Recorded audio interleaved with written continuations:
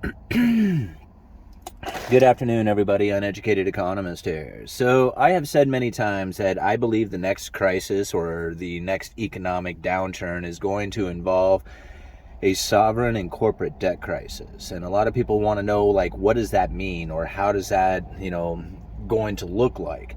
And we have examples of what a sovereign crisis is going to look like when we see places like Sri Lanka where they are no longer able to make their debt payments, and the results that come from that, as the contagion that comes from this. Because what ends up happening is that a lot of people don't quite realize, like, when a nation begins to fall or when a corporation begins to fall, they think, well, so what? Let them fall, let them suffer, and figure it out.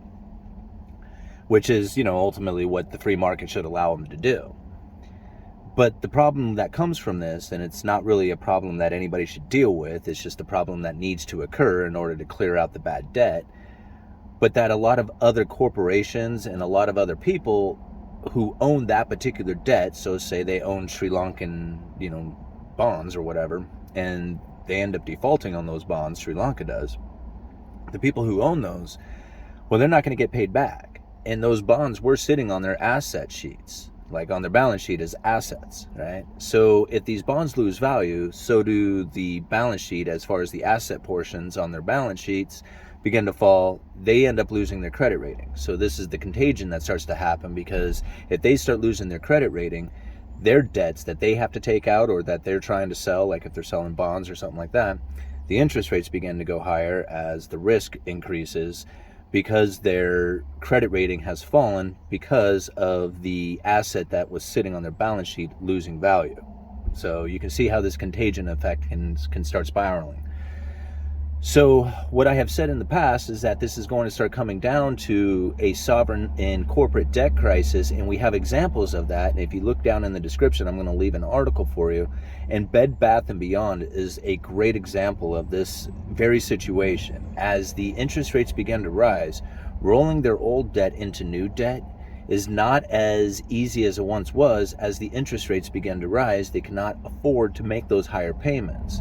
Even worse, Bed Bath & Beyond has gone through some pretty heavy issues, considering the pandemic had put the consumer more into online purchases and not going out to the store to actually purchase things, and Bed Bath & Beyond got hit pretty hard by this.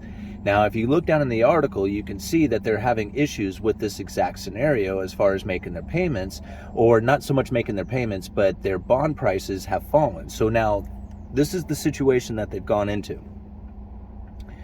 Bed Bath & Beyond borrowed a lot of money, then bought back their own stock. When they bought back their stock, they bought it at an incredibly high price.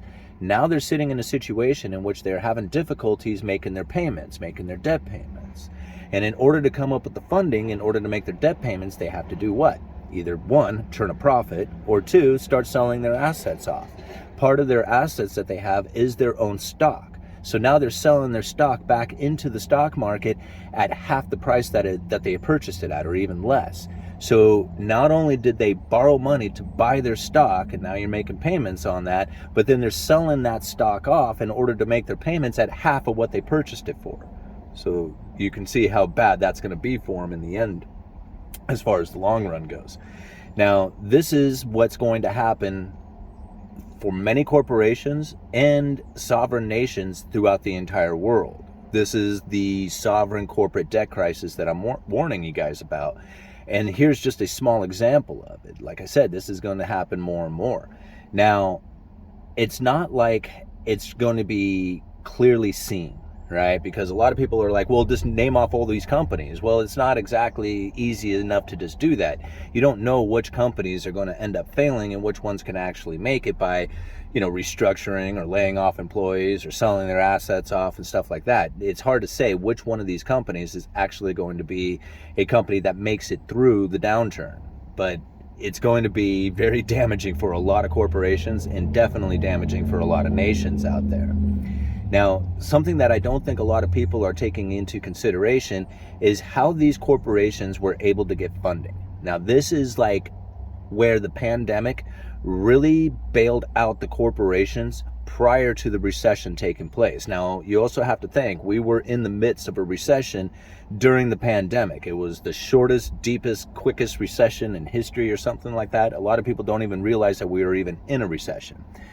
But we definitely had a recession taking place that gave the Federal Reserve and the Treasury unusual and exigent circumstances. Now you have to think about that, because if they didn't have the pandemic, they never would have been able to do the next part here, which was set up special purpose vehicles. Now these special purpose vehicles are entities separated away from the Federal Reserve and the Treasury, then funded by the Federal Reserve and the Treasury with hundreds of billions of dollars. Now one of these special purpose vehicles was the Corporate Debt Lending Facility. That's exactly what they called it.